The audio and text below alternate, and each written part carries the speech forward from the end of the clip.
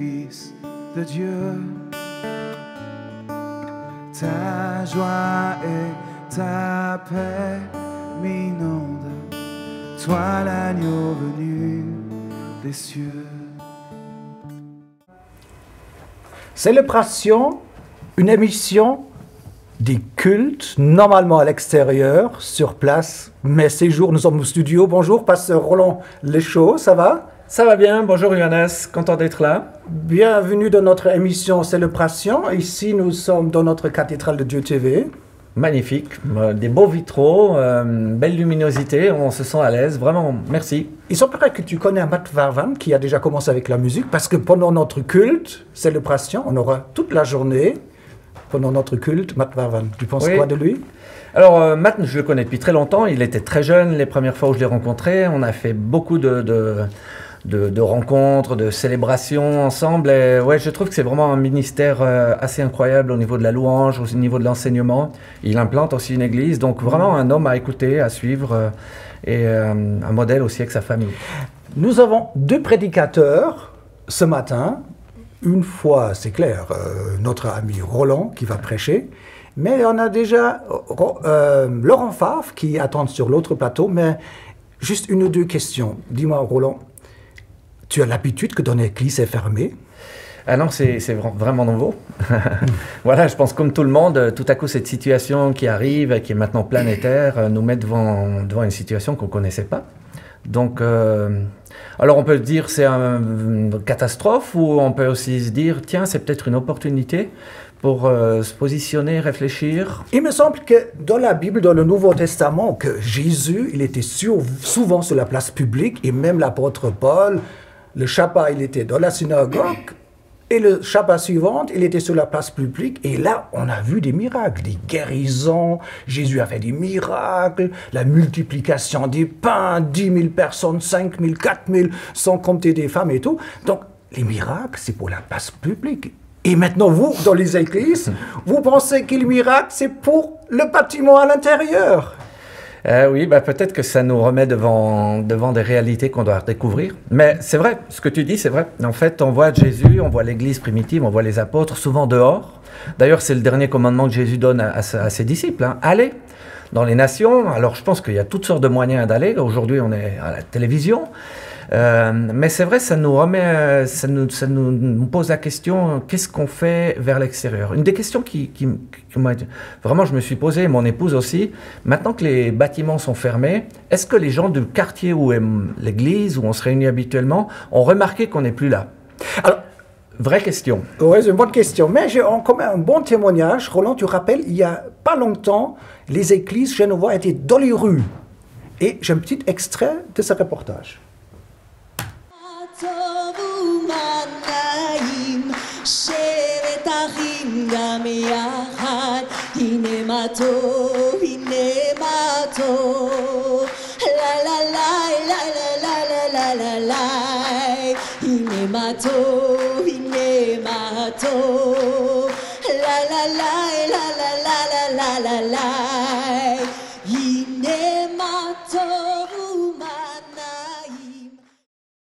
Du conseil municipal, Monsieur Bury. Bienvenue à vous tous, représentants des diverses communautés chrétiennes de Genève, de Suisse, de France ou d'ailleurs. Bienvenue à vous qui peut-être voulez simplement assister à cet événement. Alors permettez-moi de vous remercier de m'avoir invité à cette manifestation. C'est avec un grand plaisir que je m'exprime devant cette foule cet après-midi. En tant que citoyen de la ville de Genève, évidemment, mais aussi en tant que conseiller municipal en ville de Genève. Mais avant 1857, relevons 1847, l'année de la nouvelle constitution genevoise, qui introduit, entre autres, la liberté de culte. Puis 1852, année de la reconnaissance officielle de la communauté israélite par le Conseil d'État. Nous allons débuter cette troisième partie avec l'interprétation musicale du psaume 121. Il ne dort ni ne sommeille celui qui te garde, ô Israël. Une interprétation qui est assurée par Sophie Franck, Natacha Cadus et Pierre-Yves Dufour. On leur souhaite la bienvenue et on les remercie pour leur contribution.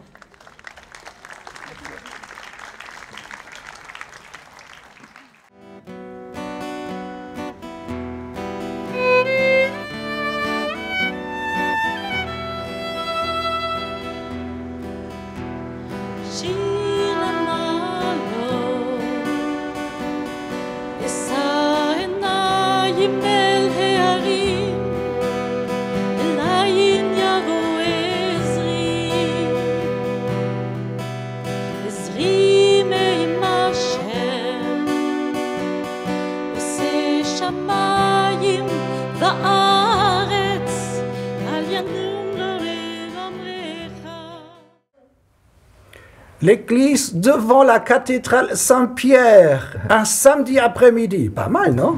Ah oui, c'était vraiment une expérience extraordinaire et je crois que c'est vraiment quelque chose que Dieu nous appelle à faire. Alors il y a des circonstances qui le permettent, mais oui, les gens du dehors parfois se disent mais c'est quoi les chrétiens? Ils se réunissent, ils s'enferment et nous voir dehors, je pense que c'est vraiment quelque chose qu'on doit redécouvrir.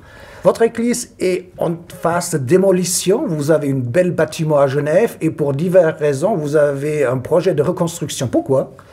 Alors, c'est un bâtiment qui avait plus de 161 ans, qui a vu plein de merveilleuses choses. C'était vraiment un endroit où beaucoup de gens ont rencontré Jésus, beaucoup de projets ont démarré, mais le bâtiment devenait vieux, difficile à réparer, à entretenir, et donc je crois aussi qu'il y avait un projet de Dieu qui nous disait, mais peut-être c'est une autre étape qui est devant vous, avec une croissance, avec un autre impact dans le quartier. Alors, vous avez une quantité d'appartements pour faire l'argent, ça j'ai appris, mais le projet d'évangélisation, une église porte ouverte, vous avez aussi prévu d'ouvrir la place publique? Oui, c'est ça. Donc, comme tu le dis, voilà, ce sera un immeuble avec une trentaine d'appartements qui va nous aider à financer tout ça, puis bien sûr un lieu de culte. Donc, on a pensé dans la conception, dans les plans, à ce que vraiment ça puisse servir toute la semaine.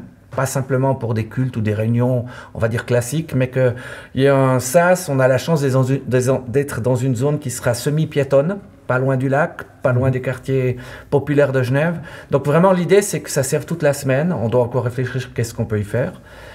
Mais vous êtes déjà actif avec la distribution de la nourriture aussi. C'est ça, oui, oui. Une des visions de l'Église, c'est vivre la présence de Dieu et l'autre, c'est servir le quartier. Donc, par exemple, actuellement, on redistribue de la nourriture, plus particulièrement envers les prostituées, parce qu'on a un partenariat avec une association qui s'appelle Perla.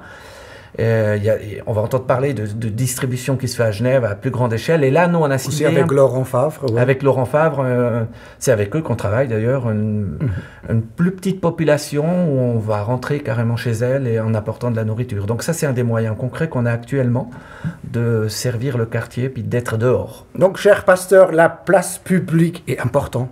Il faut vraiment donner aussi à des collègues, allez les gars, il faut qu'on pense bâtiment, oui, mais il faut surtout sortir sur la place publique, oui. Ah oui, tout à fait. Mais je trouve ce qui est très encourageant à Genève, depuis quelques années, on voit ça, des évangélistes de rue qui se mettent en route avec tous les défis que ça peut lancer, et on voit à nouveau cette action, il y a eu les Walk and Pray, cette action de marcher dans la rue et de prier pour la rue, pour être justement vers la population, voir des miracles, voir des gens qui découvrent Jésus. Et dans votre nouvelle église, vous avez certainement 3 ou 4 camarades pour remplacer Dieu TV. Mais bon, ça c'est pour la suite. Hein. J'espère, oui. En tout cas, ce sera un joli bâtiment où on pourra faire des chouettes émissions. Donc vraiment, on se réjouit. Alors, comme nous avons 2 prédications, il semblerait que le premier orateur est prêt. On va juste demander s'il est prêt. Laurent, sur ton plateau, tu es prêt? Oui, je suis prêt, Johannes. Alors, on va lancer quand même un petit peu de musique avec Matt Varvan. Un jour dans la gloire, un jour dans la gloire, enfin je verrai de Dieu mon Seigneur la face, sans fin je le servirai. Merci, merci notre Tu as donné ton Fils, tu fais briller ta lumière par le Saint-Esprit. Tous ensemble, merci, merci notre Père, ton Fils. Tu fais briller ta lumière par le Saint-Esprit. Chers amis, bonjour. C'est un plaisir d'être avec vous et de partager ce moment dans cette émission Célébration, un moment de joie, un moment de foi. La foi vient de ce qu'on entend et ce qu'on entend vient de la parole de Dieu. Sans plus tarder, je vous invite à considérer un passage de la parole de Dieu dans le livre des Actes des Apôtres, chapitre 20, à partir du verset 32. Voilà ce qu'il est dit. Et maintenant, Paul, moi, je vous recommande à Dieu et à la parole de sa grâce, à celui qui peut édifier, donner l'héritage avec tous les sanctifiés. Je ne désirais ni l'argent, ni l'or, ni les vêtements de personne. Vous savez vous-même que ces mains ont pourvu à mes besoins et à ceux des personnes qui étaient avec moi. Je vous ai montré de toute manière que c'est en travaillant ainsi qu'il faut soutenir les faibles et se rappeler les paroles du Seigneur qui a dit lui-même « Il y a plus de bonheur à donner qu'à recevoir. » Il y a plus de bonheur à donner qu'à recevoir. Pour moi, cela ne m'est pas intuitif. Particulièrement dans la pensée, la condition, la culture occidentale dans laquelle j'ai grandi, probablement dans laquelle vous avez en partie baigné également. Il y a plus de plaisir, de bonheur, c'est plus béni, c'est plus avantageux de donner que de recevoir. Il y a ici une confrontation d'idées, de pensées, une confrontation de valeurs et même de culture. Ce n'est pas rare dans l'enseignement du Seigneur, dans la parole de Dieu qui nous confronte avec notre manière de penser. Laissez-moi vous donner quelques exemples. Jésus dit que c'est en s'humiliant que nous devenons grands, que c'est en servant que nous régnons. Il dit également que c'est en perdant sa vie que nous la gagnons, ou encore que c'est en mourant que nous vivons. Et ici, la parole de Dieu nous dit que c'est en donnant que nous devenons heureux. Ce sont les paroles de l'apôtre Paul aux dirigeants de l'église de la ville d'Éphèse qui se trouve aujourd'hui en territoire turc. Ce sont ces dernières paroles à des amis, à des collaborateurs qu'il ne va plus jamais revoir. Ce sont des paroles essentielles, ça fait partie de ces dernières paroles, de ces dernières volontés.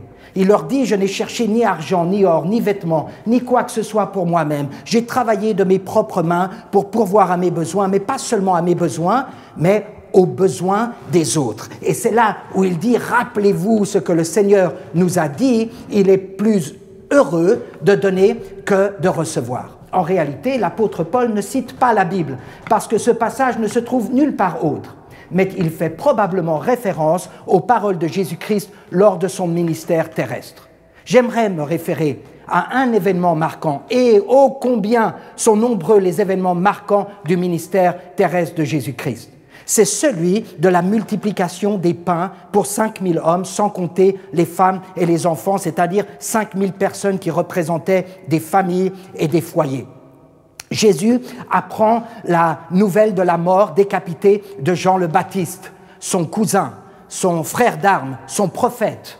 Et il se retire dans un lieu désert, mais voilà que la foule le suit.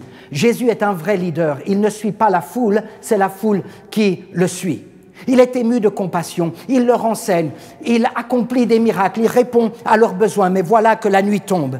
Les disciples poussent Jésus à renvoyer la foule pour aller se ravitailler. Mais voilà que Jésus leur dit, donnez-le vous-même à manger.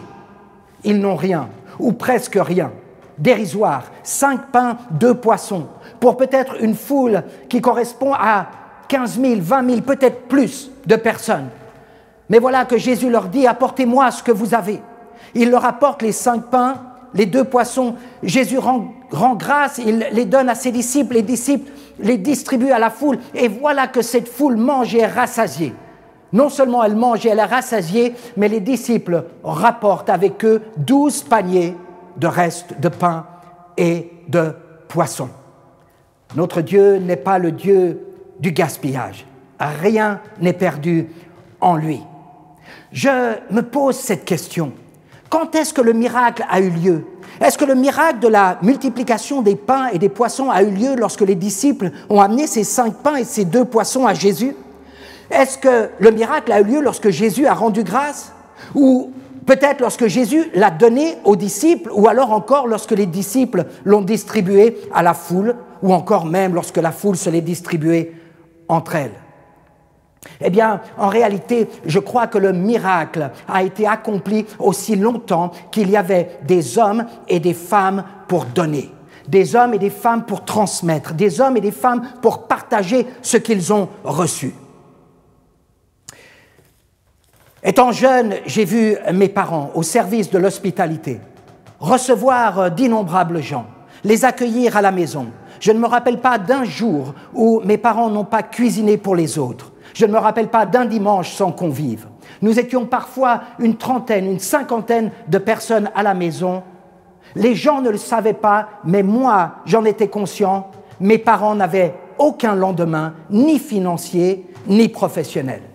Et pourtant, je ne me rappelle pas d'un jour où nous avons manqué quoi que cela soit. Bien au contraire, il nous a toujours resté quelque chose, et quelque chose de valable entre nos mains. C'est contre-intuitif. C'est en donnant que nous recevons. Et en réalité, plus nous donnerons et plus nous recevrons. Parce que c'est la nature même de Dieu, c'est le cœur même de Dieu, le plaisir même de Dieu que de donner. Et il cherche des hommes, des femmes, des disciples, des gens de la foule qui continueront à transmettre ce qu'ils reçoivent et ainsi faire circuler sa bénédiction et faire circuler sa provision telle qu'il le donne à tous les hommes. Nous vivons des inégalités incroyables dans ce monde, à l'intérieur de notre propre société, mais dans le monde, entre les continents et entre les pays. Si les hommes s'alignaient sur le cœur de Dieu et transmettaient, et ne cessaient jamais de transmettre ce qu'ils ont reçu, tous seraient rassasiés. Absolument chacun serait rassasié. C'est en donnant que vous recevrez. Et plus vous donnerez, plus vous recevrez. Et vous entrerez dans un cercle vertueux, celui de donner et de recevoir. Si cela n'était pas suffisant, en réalité, vous êtes destiné à donner plus que ce que vous avez reçu. Ce n'est pas une logique humaine, ce n'est pas mathématique, mais c'est certainement miraculeux, parce que chaque fois que vous donnez, Dieu se plaît à multiplier afin que le plus grand nombre soit rassasié. Il vous restera toujours quelque chose. Et en réalité, ce qu'il vous restera aura beaucoup plus de valeur que ce que vous aviez initialement. Dans le contexte du Covid-19, dans le contexte des répercussions économiques et financières qui touchent des personnes, des familles, des foyers, dans un contexte qui ne sera plus qu'une parenthèse en 2020, mais qui aura des répercussions dans les mois à venir, peut-être même au-delà de l'année 2020. C'est lorsque la nuit tombe, lorsque le lieu est désert, lorsque les gens sont dans le besoin, que nous sommes appelés à donner. C'est avec ce que vous avez entre vos mains et qui paraît dérisoire. Mais vous n'êtes pas appelés ni à mépriser, ni à dénigrer le petit peu que vous avez. C'est incroyable tout ce qu'on peut faire avec si peu, 5 pains et 2 poissons. Alors, j'aimerais vous encourager à partager le cœur du Père aujourd'hui, vous encourager à être sensible et à considérer les besoins qui sont autour de vous. Mais peut-être que vous aussi, vous êtes dans le besoin. Et c'est là que j'aimerais proclamer des paroles, des psaumes dans vos propres vies. Comme quoi l'Éternel est votre berger. Vous ne manquerez de rien. Il vous fait reposer vers des verts pâturages. Il vous dirige vers des eaux paisibles. Il restaure votre âme. La parole de Dieu nous dit qu'il vous conduit dans les sentiers de la justice à cause de son nom. Et quand vous marchez dans la vallée de l'ombre de la mort, vous ne craignez aucun mal parce qu'il est avec vous et parce que sa houlette et son bâton vous rassurent. Sachez qu'il dresse une table en présence de vos ennemis, qu'il oint d'huile votre tête et que votre coupe déborde. Oui, sûrement, le bonheur et la grâce vous accompagneront tous les jours de votre vie et vous habiterez dans la maison du Seigneur jusqu'à la fin de vos jours si vous le désirez réellement. Dieu est avec vous, son cœur est avec vous et j'aimerais vous appeler à espérer en lui et ce que vous avez, donnez-le, vous recevrez également de sa part. Seigneur, j'aimerais prier pour les foyers, pour les familles, pour les personnes qui nous entendent aujourd'hui, afin qu'elles sachent qu'elles ont un Père dans les cieux qui pourvoit à tous leurs besoins, afin qu'elles sachent que toi, tu leur donnes le pain quotidien. Oui, je prie pour eux, afin que leur cœur soit réconforté, afin qu'ils espèrent en toi, que le peu qu'ils aient, ils sachent le partager avec les autres et qu'ils connaissent ce bonheur qui consiste à donner plus qu'à recevoir. Merci de votre attention et que Dieu vous bénisse richement. Les cieux chantent ta gloire, l'écho de ta victoire, car tu es le roi ressuscité. Tu es sans rival, tu es sans égal, Dieu du triomphe à tout jamais. À toi soit le règne, à toi soit la gloire, car ton nom surpasse tout autre nom. Oh, ce nom est victorieux. Oh, ce nom est victorieux. Le nom de Jésus-Christ, mon roi. Oh, ce nom est victorieux. Sa puissance est sans pareil. Oh, ce nom est victorieux. Le nom de Jésus. Le nom de Jésus est victorieux. Le nom de Jésus. Merci à Matt Varan avec son équipe et on va demander à Laurent Favre de nous rejoindre au plateau.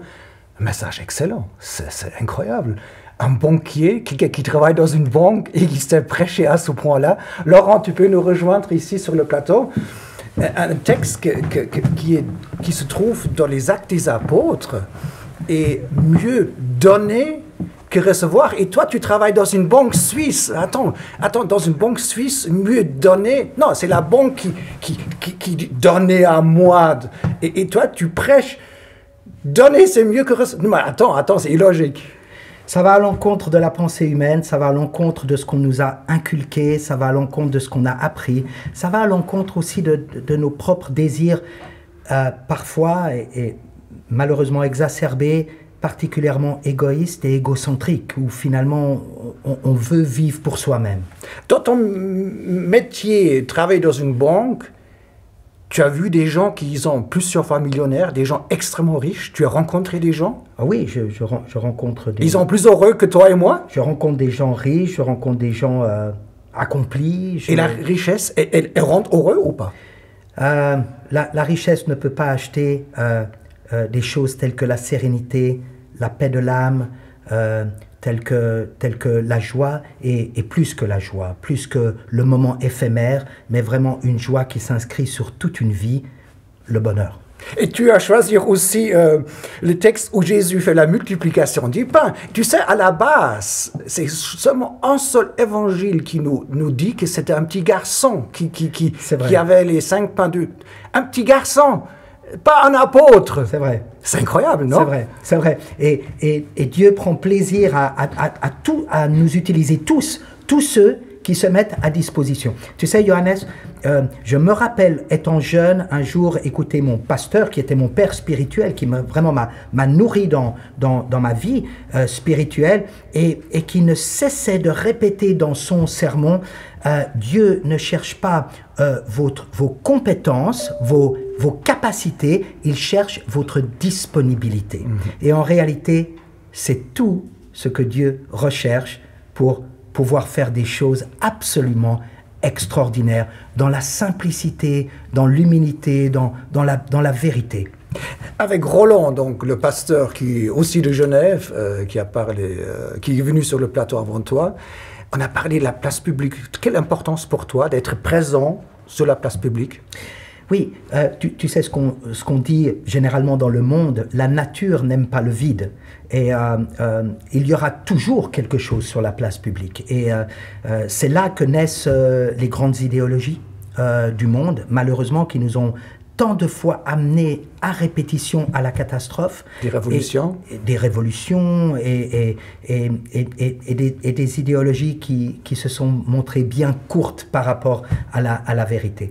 La vie est sur la place publique. Alors, nous avons une vidéo avec Laurent Favre, qui a 2 métiers. Il travaille dans une banque et en même temps, il a un ministère pastoral. Il a trouvé un lieu pour ouvrir une église à Genève. Et comme la situation est relativement difficile, beaucoup de gens ont la peine à se nourrir parce que tout à coup, ils n'ont plus de salaire fin du mois, surtout quand c'est des salaires qu'ils ont payés cash et pas versés. Et 3 fois par semaine, il fait la distribution de la nourriture dans son église. Place publique, regardez les images. Voilà, bonjour, je vous souhaite la bienvenue à la maison Esther House à Genève. C'est là notamment que nous servons aujourd'hui plus d'une centaine de personnes avec à la fois des plats cuisinés et aussi des denrées alimentaires. Le contexte du Covid-19 qui perdure aujourd'hui a des répercussions économiques au niveau des individus, au niveau des foyers et des familles également. C'est la raison pour laquelle nous avons lancé cette initiative pour répondre aux besoins des gens. C'est le moment de donner. Et donc, nous donnons. Et pour cela, il a fallu créer une équipe qui travaille, qui prépare, mais aussi des partenariats avec des fondations qui pourvoient à toute cette nourriture et à ces denrées alimentaires et à ces plats cuisinés. Et c'est ces partenariats et ces équipes dont l'effort est conjugué ensemble qui nous permet aujourd'hui de servir autant de gens 3 fois par semaine, tous les lundis, mercredis et vendredis à 18 h à la maison Esther House à Genève.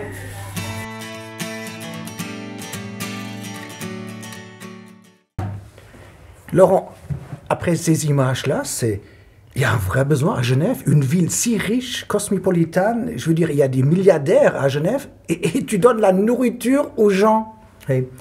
J'ai un oncle qui me disait un jour, dans les moments difficiles, les gens bien portants maigrissent, mais les maigres meurent. Et cette situation qui perdure, malheureusement, met à mal certaines personnes qui avaient des situations déjà précaires, qui arrivaient tout juste à joindre les 2 bouts, comme on dit, et qui a révélé ces situations-là. On a de plus en plus de demandes. Donc c'est pas pour gagner des nouvelles membres pour ton église, pour Esther House et pour remplir tout de suite qu'ils se calculent, ouais, j'aurai après 200 nouvelles membres, mon église va grandir, j'ai des fondations qui donnent beaucoup de l'argent, nourriture.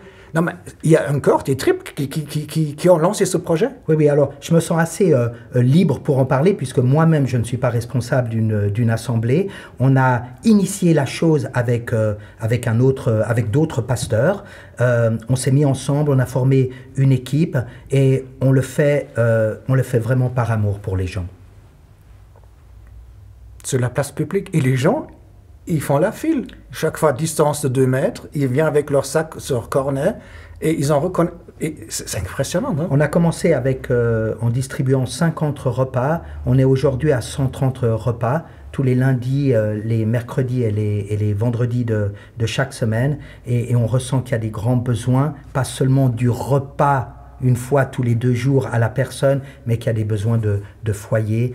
Donc ça nous amène aujourd'hui à développer notre service au niveau des denrées alimentaires et d'une distribution d'épicerie, si tu veux bien Un grand merci, Laurent, pour cette occasion que tu viens dans notre studio et pour des images.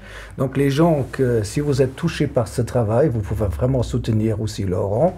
On va indiquer Esther House son adresse et vous pouvez l'aider et le soutenir et surtout prier qu'il trouve des gens pour la cuisine. Donc, tu as assez de monde dans le sous-sol pour faire les repas? On a une équipe absolument extraordinaire et tu sais que cette distribution, elle dure à peu près 45 minutes.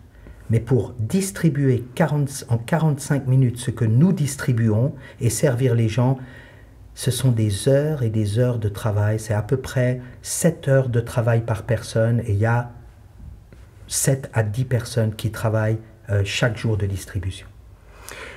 Tu connais Roland, il va parler maintenant. Quelques mots de Roland, c'est ton collègue? Roland, c'est une valeur de référence, c'est une valeur sûre à Genève. C'est un pasteur avec beaucoup d'expérience, avec beaucoup de sagesse. C'est un homme d'entre-gens, un homme de relations et on est toujours bien avisé à l'écouter. Il ne parle jamais en vain.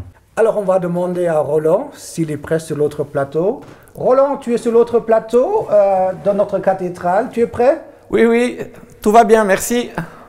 Alors, avant que tu vas prêcher et annoncer la bonne parole, on va écouter encore Matt Vavan. Oh, pour t'adorer, mon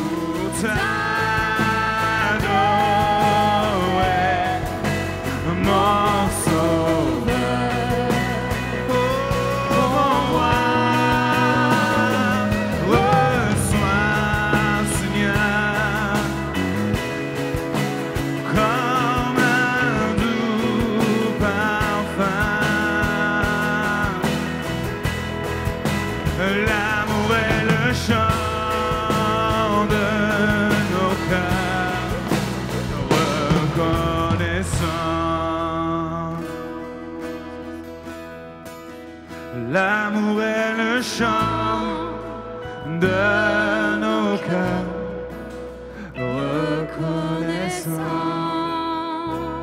Oh, l'amour, l'amour est le chant de nos cœurs reconnaissants.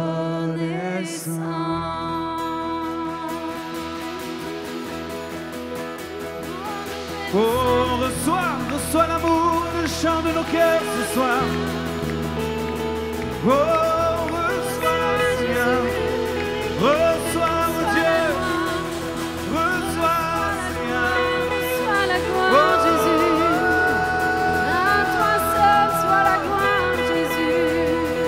Oui, reçois, Seigneur, l'amour et le chant de nos cœurs. Oui, reçois, oh Dieu. Alléluia. Nous voici réunis devant toi, Seigneur, pour t'adorer, oh Dieu, pour t'adorer, oh Dieu.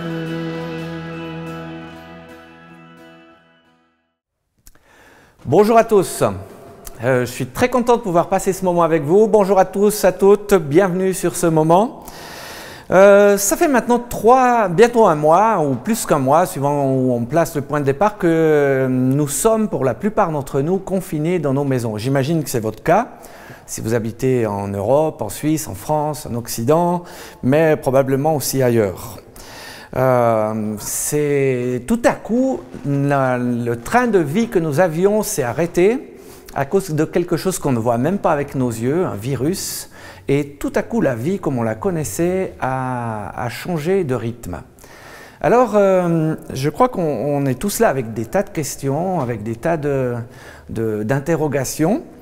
Et cette crise qui est planétaire, elle nous pose une question. Et j'aimerais lire avec vous un texte qu'on trouve dans la Bible, dans l'Épître aux Hébreux. Elle nous pose cette question: à quelle cité appartenons-nous? Quelle est notre citoyenneté?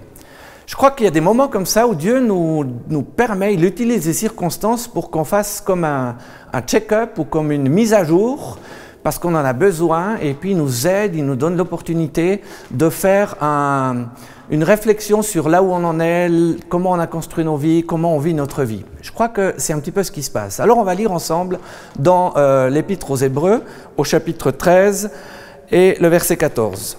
En effet, ici-bas, nous n'avons pas de cité permanente, mais nous recherchons celle qui est à venir. L'apôtre Paul parle ici d'une cité ou d'une citoyenneté. On pourrait presque dire maison, mais il y a vraiment cette idée d'endroit où nous sommes citoyens, où on a des droits, où notre vie est dans cet endroit.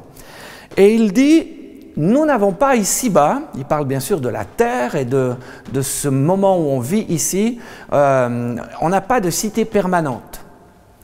Je crois que c'est une question qu'on doit vraiment se poser. C'est une opportunité qui nous est donnée à chacun de nous, qu'on soit croyant, ou peut-être, vous qui nous écoutez, pas du tout croyants, on ne sait pas trop qui est Dieu, on n'a pas de pratique religieuse, on n'a pas une foi vivante. Où est-ce qu'on en est? Quelle est notre vie? Est-ce que notre espérance est juste pour ici-bas? Ou est-ce qu'on pense aussi à l'au-delà, on pense aussi à ce qui peut arriver derrière nous? Cette crise, elle nous montre que tout peut s'arrêter d'un coup. L'économie est en train de s'arrêter. La maladie peut frapper à notre porte. Je pense que pour la plupart d'entre nous, on connaît quelqu'un, on connaît des voisins, peut-être des amis, peut-être de la famille qui est touchée par ce Covid. Et puis la crainte peut être là dans nos cœurs. Donc ça nous oblige à nous poser cette question, mais qu'est-ce qui arrive après? L'homme moderne, particulièrement en Occident, je pense, mais oui, le monde occidental, il pense qu'il va vivre éternellement. Et il pense qu'il va vivre éternellement sur cette terre. Alors vous allez me dire, bien, mais on sait tous qu'on va mourir. Oui, ça je suis bien conscient. On sait tous qu'on va mourir. Mais est-ce que dans notre vie de tous les jours, dans la manière dont on construit notre existence, dont on vit notre vie de travail, notre vie sociale les uns avec les autres, on envisage que tout à coup, tout peut s'arrêter? Il me semble que souvent, on vit comme si, en fait, on va toujours vivre de la manière dont on vit. Et inconsciemment, c'est un petit peu cette idée que ça ne va jamais s'arrêter. Et c'est souvent parfois la maladie, ou une crise, ou un moment difficile qui tout à coup nous arrête et nous fait poser des questions. Et alors, c'est pas très marrant à vivre, c'est parfois très douloureux, mais on peut aussi se dire, ça peut être salutaire. Et je crois que ce qu'on vit, c'est un peu comme une question que Dieu est en train de nous poser depuis son ciel. Il regarde l'humanité, il nous dit « Stop les amis, stop, réfléchissez, j'aimerais vous parler. Hein, vous êtes chez vous, vous êtes arrêtés, tout s'arrête autour de vous.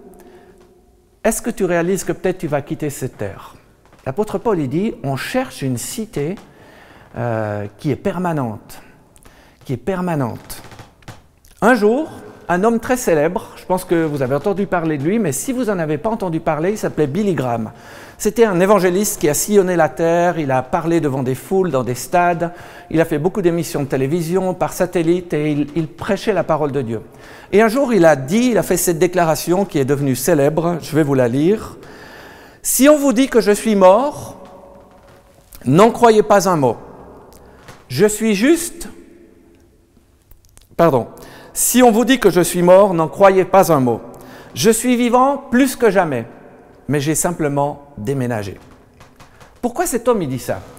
Malgré qu'il avait de la réussite, sa famille allait bien, il était connu, il allait partout, il était prêt à quitter ce monde. Il savait qu'il avait une cité permanente et il était prêt pour y accéder. Il savait que la cité, cette vie ici-bas pouvait s'arrêter. Et c'est pour ça qu'il va dire cette parole, eh bien non, je ne suis pas mort, j'ai simplement déménagé, parce qu'il parlait de la vie après la mort. C'est une question qu'on doit se poser tous. On ne sait pas ce qui peut m'advenir, ce qui peut t'advenir, ce qui peut advenir à tes voisins, à quelqu'un de ta famille. Peut-être cette maladie va frapper à ta porte, c'est bien sûr notre prière, c'est que nous soyons tous préservés, mais force est de constater qu'autour de nous, beaucoup de personnes et dans ce monde sont touchées. À quelle cité appartiens-tu? Quelle est ta citoyenneté? Jésus, c'est un homme qui a marché sur cette terre. Mais la Bible nous dit qu'il est bien plus qu'un homme, il est Dieu fait chair. Il a quitté une cité qui est éternelle, le ciel, et il est devenu homme et il a habité la cité terre, la planète Terre, comme nous. Et puis il a vécu, il a enseigné, il nous a montré comment on peut vivre, comment on peut aimer notre prochain, comment on peut donner. Il y a plus de joie à donner qu'à recevoir. Mais il nous a aussi montré le chemin pour aller dans l'éternité, pour aller vers cette cité qui est permanente. Et puis il va dire, je suis le chemin, je suis la porte. On sait tous à quoi sert une porte, ça nous sert de passer d'un endroit à un autre, de quitter une pièce pour entrer, pour sortir, ou de passer d'une pièce dans une autre. C'est vraiment un endroit par lequel on passe. Et Jésus dit, je suis la porte. Et je crois, mes amis, que cette pandémie, que ce qui nous arrive là, nous pose cette question. Est-ce qu'on sait bien par quelle porte on va partir? Est-ce qu'on sait bien où on va aller? Sais-tu où tu vas aller?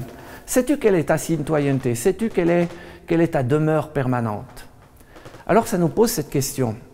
Et je la pose, je te la pose, et je nous la pose, je me la pose. Est-ce que je sais comment entrer dans cette cité? Est-ce que je sais comment devenir citoyen du ciel? Eh bien, encore une fois, Jésus nous dit, si vous croyez en moi, c'est Jésus qui parle, si vous croyez qui je suis, c'est-à-dire Dieu fait homme, qui est venu sur cette terre pour parler du Père, si vous croyez en mon œuvre, que j'ai donné ma vie pour toi, pour vous, pour l'humanité, pour que vous puissiez passer par la mort et savoir où vous allez aller, eh bien moi je suis le chemin, je suis la vérité, je suis la vie. Et il va dire cette parole incroyable, si quelqu'un entre par moi, s'il entre par moi dans cette nouvelle cité, eh bien il sera sauvé. Je vais m'arrêter ainsi. J'aimerais vraiment vous inviter, nous inviter. J'aimerais t'inviter. Est-ce que tu as pris ton droit d'entrer dans cette cité nouvelle? Est-ce que tu as reçu ton passeport? C'est une image, bien sûr. Jésus te dit, je suis la porte. Et dans cette période, il est en train de frapper à ton cœur. Il est en train de frapper, de parler à la société tout entière, à ceux qui nous dirigent, aux médias, à toi-même, à moi-même. Et il dit, est-ce que tu veux devenir citoyen du ciel? J'aimerais prier avec toi. J'aimerais prier avec vous. Et le Père du Seigneur Jésus, notre Créateur, il nous regarde et il est en train de nous interpeller. Il dit, ce qui arrive, c'est une période que j'utilise pour parler à chacun. Est-ce que tu voudrais entrer par cette porte que j'ai ouverte en Jésus? Eh bien, Père, avec toi qui m'écoutes, avec vous tous qui m'écoutez, nous tous, Père, je viens à toi au nom de Jésus et vous pouvez faire cette prière avec moi. Je réalise que j'ai besoin de savoir où je vais. J'ai vécu sur cette planète, j'ai vécu jusque-là sans trop me soucier d'où j'allais. Et cette situation, elle m'interpelle et j'aimerais entrer par toi, Seigneur Jésus. Je reconnais que j'ai besoin de ton pardon, de ta grâce, j'ai besoin d'être racheté, de naître de nouveau. Alors je viens à toi. Et j'aimerais que tu m'ouvres la porte. Et je crois que tu m'ouvres la porte, que je peux entrer dans cette nouvelle citoyenneté et être prêt pour cette cité qui va demeurer éternellement. Père, merci pour chacun, chacune, parce que tu nous offres cette opportunité merveilleuse de nous positionner tout à nouveau, de réfléchir à nos voies. Et tu as dit toi-même, que sert-il à un homme de gagner tout le monde s'il perdait son âme? Alors aujourd'hui, on veut entendre cette parole. On veut entendre ce cri cette invitation que tu nous as adressée. On veut recevoir la possibilité d'entrer dans cette cité nouvelle. Merci de votre attention. J'espère que cette prière, vous l'avez faite pour vous. Que Dieu vous bénisse et qu'il vous donne cette certitude qu'en lui, vous pouvez être maintenant citoyen du ciel. À bientôt.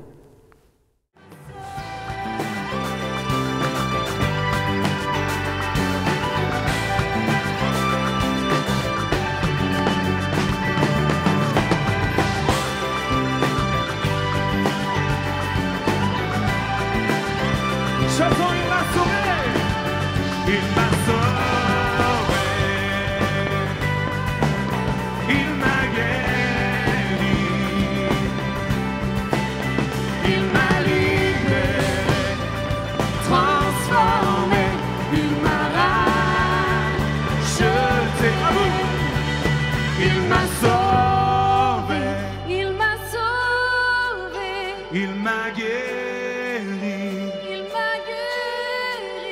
il m'a libéré, transformé, il m'a racheté. encore une fois, il m'a sauvé, il m'a sauvé, Il m'a sauvé, il m'a guéri, il m'a guéri. il m'a libéré. Un grand merci à Matt Marvan avec son équipe sur scène et on va demander au pasteur Roland Les Chaux de Genève de nous rejoindre sur le plateau. Roland, tu peux venir là? De l'autre plateau, on garde nos 3 mètres de distance. Alors, tu as prévu de déménager prochainement? Non, j'espère pas. Quoique, j'espère être prêt si Ça tout à sera coup je quand? dois déménager. Je ne sais pas. C'est pas entre mes mains. Mais je crois que je sais que je suis prêt, en fait. C'est intéressant, la Bible parle les premières pages d'un jardin d'Éden, et à la fin, donc les dernières pages de la Bible, on parle d'une cité que tu as parlé. C'est ça, oui. En fait, ça nous parle de tout le projet de Dieu. Il a prévu un endroit qui était merveilleux. On connaît l'histoire où ça s'est pas très bien terminé, mais la fin est tout aussi merveilleuse. Elle est encore plus glorieuse. C'est une cité où on pourra vivre éternellement avec Dieu. Un jardin dans une cité avec un jardin. Ah, peut-être. En tout cas, moi, j'espère que là, dans Avec le un ciel... lac comme lac Léman. Oui, j'espère qu'il y aura des montagnes, qu'il y aura des choses extraordinaires. Je m'attends à quelque chose de merveilleux, en tout cas. Et c'est l'espérance que nous avons en Jésus. Mais Roland, c'est pas un petit peu du blablabla religieux que tu veux nous mettre ici? Ouais, c'est pas si grave, les virus et tout ça. Mais c'est du réel. Je veux dire, on peut vraiment, dès qu'on met nous dans une boîte et on ferme et on va nous enterrer, on va vraiment vivre cette cité-là? Ah oui, je suis convaincu de cela. D'ailleurs, Bon, c'est son métier, hein, tu es obligé, tu c'est reçois mon un métier, salaire et tout, mais je vais juste te donner quand même une preuve de cela, enfin une preuve entre guillemets. Est-ce que tu as déjà entendu, et je pense qu'il y a peu de gens qui disent quand on perd un être cher, un enfant, un oncle, une tante, qu'on soit croyant ou non croyant, et ce qui m'a surtout frappé, c'est les non-croyants disent, ils nous regardent du haut du ciel, on va le revoir. Tout le monde a cette espérance qui est profondément ancrée en nous que la vie ne va pas s'arrêter. Et je crois que ça, c'est une des choses que Dieu a mis en nous. C'est Blaise Pascal, je crois, qui a dit que, je ne suis pas sûr si c'est lui, mais non, c'est l'Ecclésiaste. Tu vois, je confonds les choses. C'est un des écrivains, c'est Salomon, qui a dit, il a mis la pensée de l'éternité dans notre cœur. La pensée de l'éternité. Hein, Pascal, il a juste dit, lui, il a un vide qui a la forme de Dieu. Et donc, je crois que ça, c'est une des preuves, entre guillemets, preuves, hein, on comprend le terme, que il y a cette espérance et il y a en nous cette attente que la vie va durer plus longtemps. Et Jésus, il est venu pour nous dire, oui, c'est la réalité. Simplement, il nous encourage à être prêts, puis il nous dit, il y a un chemin pour y arriver. Et pour cela, il faudrait que l'Église, elle va plus souvent sur la place publique. Je suis entièrement d'accord avec ça. Et je pense que c'est un des vrais défis qu'on a. Et je crois que Dieu nous remet au défi aussi avec ça. J'ai posé cette question en introduction, mais c'est une vraie question que je crois qu'en tant que pasteur, on doit se poser. Est-ce que les voisins du lieu de culte où nous rassemblions ont réalisé qu'on n'était pas là? Est-ce qu'on leur offrait quelque chose de concret qui leur faisait penser au ciel? Ou on avait juste nos réunions entre nous? Qui sont bonnes, hein? Mais oui, on doit retrouver le contact avec les gens du dehors. Alors, j'espère que le pasteur Roland Les Chaux va encourager ses collègues co-pasteurs d'ouvrir aussi leur église. J'espère.